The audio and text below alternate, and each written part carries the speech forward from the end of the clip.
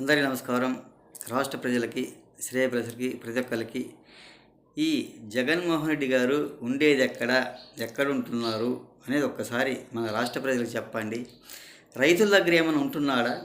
రైతులలో కలిసిమెలిసి ఉంటున్నాడా? మన రాజధాని రైతుల దగ్గర లేదు కదా. అవేదో రుమాలు చేసుకొని రైతులలో కలిసినట్టుగా నటిస్తున్నాడు.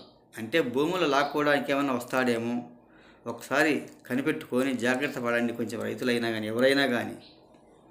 జగన్ గారంట ఎందుకు వస్తాడంట, పరిగెత్తుకుంటూ వస్తాడంట. పాపం ఎందుకు వస్తున్నట్టు, ఏం పనికి వస్తున్నా ఒకసారి చెప్పండి. పాపం రాష్ట్ర ప్రజలు మొత్తం కూడా భూములు లాక్కోవడానికి గత ప్రభుత్వం ఏం చేశారు, ఎలా చేశారు? భూములు లాక్కొని రాజధాని రైతు చాలా సర్వనాశనం చేశాడు.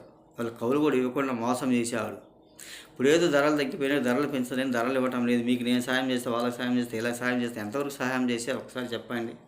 ఆయన ప్రభుత్వం ఉన్నప్పుడు పరిగెత్తుకుంటూ రావడానికి ఏం చేశారో ఒకసారి ఆలోచించి చెప్పండి.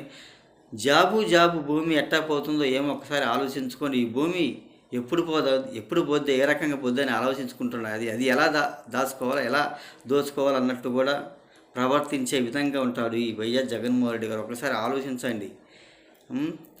అంటే జగన్ గారు అది ప్రజల భూములు దోచుకోవడానికి కానీ దేనికి పనికొచ్చేవాడు మాత్రం కాదు. అది ఎప్పుడు వస్తాడో, ఏ రకంగా వస్తాడో జగన్ గారు ఒకసారి ఆలోచించుకొని మీరే. ఎలా వస్తాడన్నది కూడా మొత్తం దాచుకోవడానికి వస్తాడు కానీ దేనికి పనికొచ్చేవాడు మాత్రం కాదు. బతికే వాళ్ళను బతకకుండా అవి లాక్కోవడానికి, బతికేదాన్ని చెడగొట్టడానికి వస్తాడే కానీ బ్రతికించడానికి మాత్రం కాదు. ఇప్పుడేదో చేసినట్టు, ఇప్పుడేదో ఉద్ధరించినట్టుగా ఈయన ప్రవర్తిస్తాడు. ఆ ప్రవర్తన ఎంతవరకు నిజమో ఒకసారి ఆలోచించండి. పరిగెత్తుకుంటూ వస్తా నేను ఎందుకు భూములు లాక్కోవడానికి. ఏది ఏమైనా ఆయన ఎంత అధికారం లేదన్నవలన ఎలా రావాలి, ఏ రకంగా రాబట్టాలన్నా రాజధాని రైతులు ఈ విధంగా చేశాను కదా, వాళ్ళు కలిసినట్టుగా వాళ్ళతో మాట్లాడినట్టుగా నటన చేద్దాం. ఇప్పుడంతా నటనే కదా అయ్యేది. ఎవరైనా ఒత్తుతో మాట్లాడతారు, కలిసినట్టుగా మెలిసినట్టుగా మాట్లాడడానికి నటిస్తారే కానీ కలవరు, మాట్లాడరు. ఓట్ల కోసం, సానుభూతి కోసం ఇలా అంటే డ్రామాలు ఆడుతున్నారు. అవునా కాదు ఒకసారి చెప్పండి. చాలామంది కూడా అలా ఉన్నారు.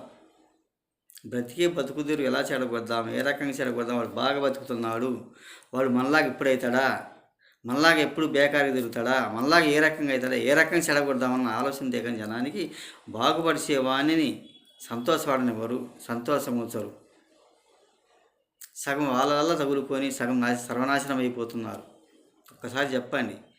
భూమి ఎప్పుడు పోదామని ఆలోచించుకొని భూమిని లాక్కోవడానికి వస్తాడేమో జగన్ గారు. అది ప్రజలు కూడా గమనించి చూసుకోండి ఒకసారి. ఏది ఏమైనా కానీ ఈ జగన్ గారు ఎలా వస్తాడు, ఏ రకంగా వస్తాడు, పరిగెత్తుకుంటూ వస్తాడంట. ధరలు ఏ రకంగా ఇచ్చాడు గత ప్రభుత్వంలో? పన్నుల భారం వేసే కదా వసూలు చేసింది. ఆ పన్నుల భారం మీద గత పథకాలను ఇచ్చింది. ఆయన సొంత డబ్బులు ఏమైనా రూపాయన పంచిచ్చాడా? లేదు కదా. ఏదో వాళ్ళకేదో ఇస్తున్నా, వీళ్ళకేదో ఇస్తున్నా అన్నట్టు ప్రవర్తిస్తాడు అని తెలియజేస్తూ, ఈయన ఏదంటే బతుకుదీరు చెడగొట్టడానికి కానీ బతకనివ్వటానికి మాత్రం కాదు. ఒక్కసారి ఆలోచించుకోండి.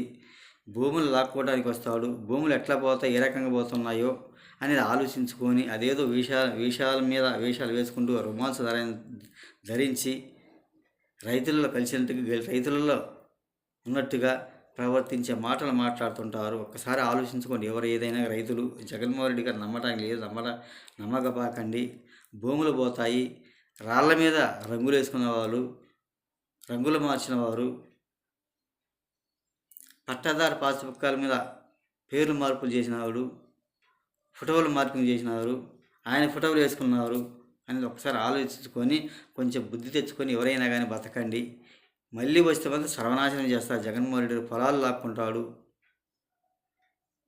పాస్బుక్ల మీద, పట్టాదారు పాస్బుక్ల మీద ఫోటోలు వేసుకున్న వ్యక్తి పొలాలు ఎందుకు లాక్కోలేడు? పొలాలు కూడా లాక్కుంటలేడా? ఒకసారి చెప్పండి అని తెలియజేస్తూ, ఏది ఏమైనా ఒకసారి ఆలోచించుకొని మాట్లాడండి, ఆలోచించుకొని మెలగండి అని తెలియజేస్తూ ప్రతి ఒక్కళ్ళకి హృదయపూర్వక ధన్యవాదాలు. బ్రతికే వాళ్ళని చెడగొడతారు, బ్రతికే వాడిని బతకనివ్వరు.